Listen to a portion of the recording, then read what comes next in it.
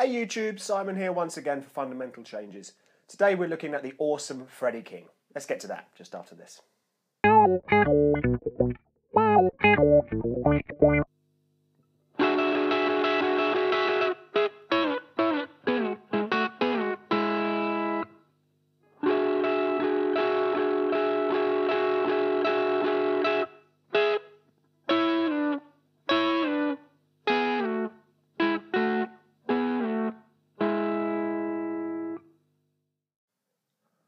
Alright there, so as we saw in example 1, this is kind of a mixture of the chord and the technique this week. Something a little bit different. So the chord we've got is this nice voicing of E7. So we've got nothing, nothing, 12, 11, 9, 12. And you're doing some triplets on that, triplet, triplet, triplet, etc. Nice voicing of the E7.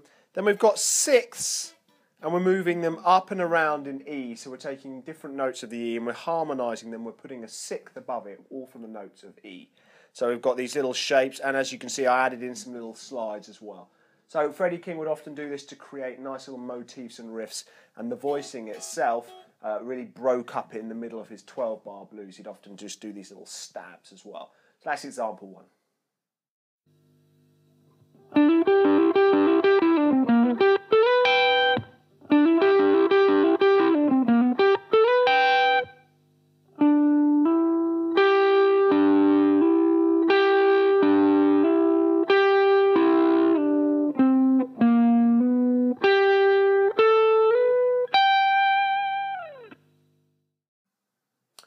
Alright, as you saw there in lick 2, we've got a G7 type lick.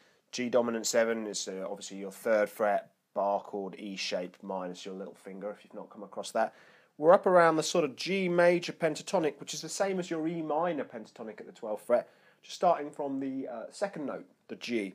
So we start off with a little triplet run, and then we've got these cool little mini string skips, and that's the kind of other technique I wanted you to do today, is don't always play adjacent strings. Start to incorporate some jumps into your licks.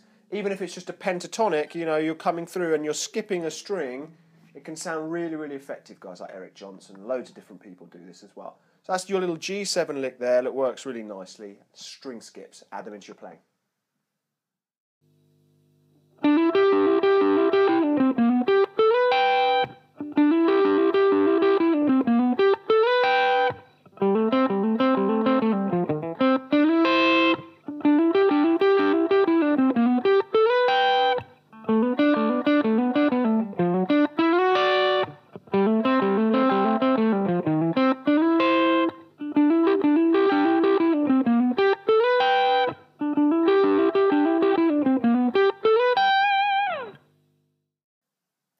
Alright, so the last one here we saw today, as you saw, I didn't do a slow-mo of this as well, because that bit alone will be about 2 minutes long. But hopefully you can work it out, because it's exactly the same as example 2, where we started in the 12th fret, but we're moving this G7 into C7 and D7. So we're getting sort of a 1, 4, 5 type blues progression in G. So this is a really fun way to make one lick into a whole blues progression. So we do it up in G, then we move it back to the 5th fret, around the sort of 5th and 7th frets for the C, then back to G, etc., etc., and then the 7th and 9th for the Ds as well.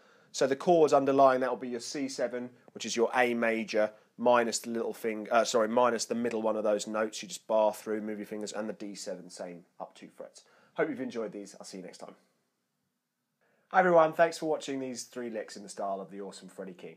As I say every time, go and check out Joseph's wicked website, Fundamental Changes, and check out his books on Amazon as well. They're really great. And also go ahead and look at my YouTube channel, SDP Guitar, for more free licks and tabs as well. See you next time.